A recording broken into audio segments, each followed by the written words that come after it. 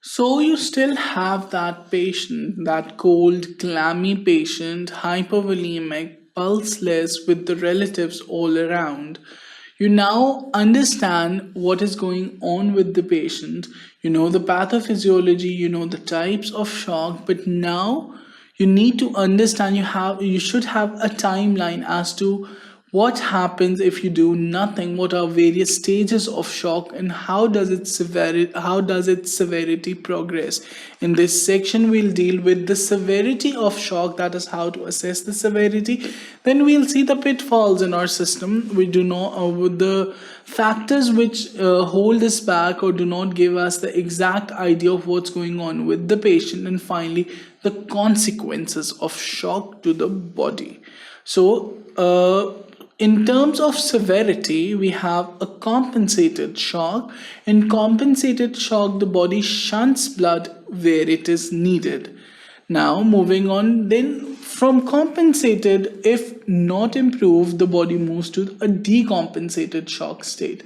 In decompensated shock, the body pressure falls as body can't handle the loss of volume. So, in the decompensated state, the body has gone over to a state that nothing can be done. The bodily functions, the organ systems have now lost their efficacy and they're just shutting down. Now, finally, from the decompensated state, the body goes into irreversible cell damage stage, where the damage occurring causes rapid cell death. So, this is how the severity diagram of the shock proceeds from a compensated state to a decompensated state, and from decompensated stage to cellular death. So, what is compensated shock? So, the body compensates temporarily to maintain its function and its efficacy. So, a patient would be anxious looking, the patient would have tachypnea, that you will see the accessory muscles the patient would be using the accessory muscles of respiration, the respiratory rate would be very high. Blood pressure may be normal or somewhat low. So it depends on the volume. The blood pressure might be even normal, or sometimes there may be tachycardia and rapid pulse.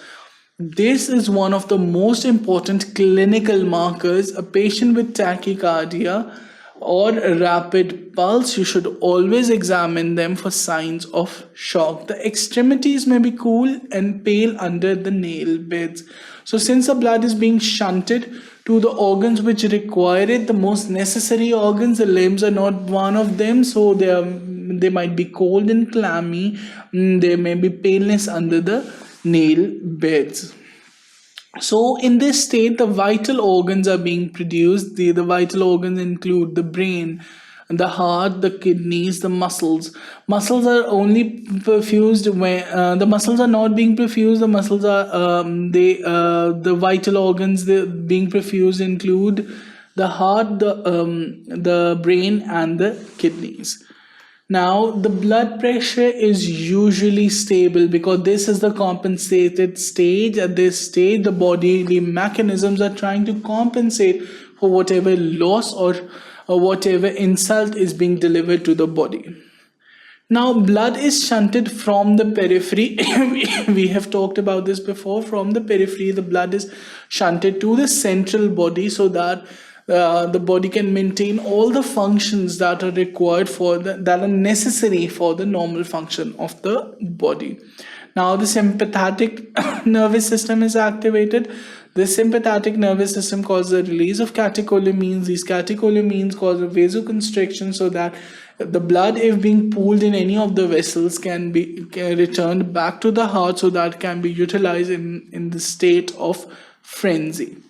Now, what happens with decompensation? So, referring to the figure, the patient has slow, deep respiration. So, initially, the patient was tachypnic, but now the patient has slow, deep respirations. A decompensated patient might appear calm and easy to manage, but don't think that is something good for you or the patient. A calm patient, patient with shock who is calm is always in a decompensated state, and that of the recovery from that state is a very difficult. So the patient might have altered level of consciousness. So the patient might be talking gibberish. So you might not understand what the patient might be saying. The pulse pressure now narrows. Again, a very important clinical sign. So the pulse pressure, it narrows. The pulse pressure is the difference between the systolic and the diastolic pressure. And there's a narrowing of the pulse pressure because there's decrease in the difference between the systolic and the diastolic pressure due to hypovolemia. Now the blood pressure, it continues to fall. Now the body cannot maintain the blood pressure anymore. The bodily functions, the bodily systems, the bodily organs, they are now starting to fail, as a result of which there's a fall in the blood pressure, and this fall tends to be rapid. The extremities, they become cold and clammy extremities. The blood has been away or shunted from the extremities for some time now. They become cold and clammy. There's central cyanosis. So you can see cyanosis. Cyanosis is bluing of the membranes. You can see cyanosis around the tip of the nose, around the lips, around the tip of the ears. So you can see cyanosis. There can be arrhythmias. That is, in order to maintain the blood flow, the heart increases its strength, the force of contraction, its rate of contraction, but there's a limit to which the heart can increase its force and rate. When the heart tries to increase it further, the rhythm of the heart, it disrupts, leading to arrhythmias. So the body has now exhausted its reserves. At this point, the damage has become irreversible. Now the patient will eventually die. Now this is a comparison between a mild, a moderate, and a severe shock. So let's see. Lactic acidosis and compensated shock, it is there. Obviously, the lactic acidosis is present in all kinds of shock, but in compensated shock, there's little lactic acidosis. In mild, there's slightly more lactic acidosis. In moderate shock, then there's slight increase. But in severe shock, the lactic acidosis, it increases. Now urine output, now the body has maintained its function, so the urine output is normal in compensated shock. In mild shock, it remains normal again. In moderate shock, it is reduced, and anuric in severe shock. Now the mild, moderate, and severe categories are the categories of uncompensated shock. Now the conscious level, again in compensated shock, it's like normal. In mild shock, there's mild anxiety. So the patient is feeling something, that something is going on.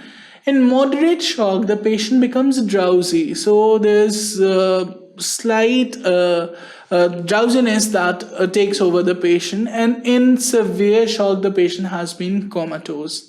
Now the respiratory rate, again, since it's a compensated shock, it's normal. In mild shock, it has been increased. In moderate shock, the patient is usually tachypneic, and in severe shock, the patient usually comes with labored breathing. That is, you can clearly listen to the patient breathing. He's heaving, he's using his muscles of respiration, the external muscles of respiration. You can see the patient is in severe stress. The pulse rate, there's mild increase in the compensated shock. It is increased in mild shock, it is increased in moderate shock, and it is increased in severe shock because the heart is trying to compensate for whatever wrong is going on. Now the blood pressure in compensated shock, it remains normal. In mild shock, it remains normal again. In moderate shock, there's mild hypertension. So you might see mild hypertension, and in severe shock, there may be severe hypertension. So this table, it compares the various symptoms, the various findings in shock, and how do they progress along the stages It is just for understanding. You need not to memorize it, but you need to understand it so that you can have an idea of the developing shock in the patient, and at what stage the shock is in a particular patient. So what are the various signs that can be used to check for developing shock in the patient? We have this capillary refill. So as you can see in the figure, you pinch you apply pressure to the nail bed until it turns white. Now you note the time till the blood is returned to the tissue, that is the redness ensues. So you note the time, and this is the time for the capillary refill. So for most patients, the cool pale peripheries with prolonged capillary refill times are seen in shock. Actual capillary refill time, it varies in the adults, hence it cannot be used as a reliable method. So it is not a specific marker of the shock, but it gives you an idea. So tachycardia is increase in the heart rate more than 100, but you have to compare tachycardia to the basal heart rate of that patient. Some patients are bradycardics. For some patient, a heart rate of 70 is normal. For that patient, a rise in heart rate up to 90 is tachycardia. But for a patient whose basal heart rate is already 90, for that patient, a rise of heart rate to 95 would not be categorized as tachycardia. By definition, tachycardia is a heart rate of more than 100 beats per minute. So it does not always accompany shock, as we have seen. Patients who are on beta blockers or who have implanted pacemakers are unable to mount a tachycardia because they inhibit tachycardia. They maintain the heart rate within the normal limits. A pulse rate of 80 in a fit young adult who normally has a pulse rate of 50 is very abnormal. We've talked about it before. You have to compare it to the basal rate of the patient himself. Now, in young patients with penetrating trauma, there may be paradoxical bradycardia rather than a tachycardia. So if there's a penetrating injury to the heart with penetrating trauma, we see a paradox. The paradox is that these patients have bradycardia instead of tachycardia. So blood pressure, hypotension is one of the last signs of shock. So the blood pressure is maintained until the final stages by increase in the stroke volume as well as the peripheral vasoconstriction.